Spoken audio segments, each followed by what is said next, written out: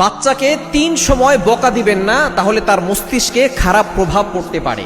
অনেক মা বাবাই এটা বুঝেন না। মা বাবা সকলেই আমরা চাই যে বাচ্চার ভালো, এবং বাচ্চা অনেক সময় উল্টাপাল্টা করলে আমরা অনেক সময় ধমক দিয়ে থাকি, অনেক সময় বকা দিয়ে থাকি। আপনি মা বাবা হিসেবে অবশ্যই শাসন করবেন, বাচ্চাকে বুঝাবেন, তবে সবসময় মারতে যাবেন না। অনেকেই দেখা যাচ্ছে সন্তানকে মারে, তারা মনে করে যে মারলেই মনে হয় সন্তান ভালো হবে। আপনি আঘাত করবেন না, তাকে বুঝাবেন, তাকে শাসন করবেন, আপনি মুখ দ্বারা শাসন করবেন। অনেক সময় দেখা যাচ্ছে আমরা এটা বুঝতে চাই না। এই জন্য সন্তানকে আপনি ৩ সময় বকা দিবেন না, তাহলে চিকিৎসা বিজ্ঞান বলছে তার মাথার উপরে, তার ব্রেনের উপরে খারাপ প্রভাব পড়তে পারে এবং মস্তিষ্ক মেধা কমে যেতে পারে, মস্তিষ্ক আস্তে আস্তে নষ্ট হয়ে যেতে পারে।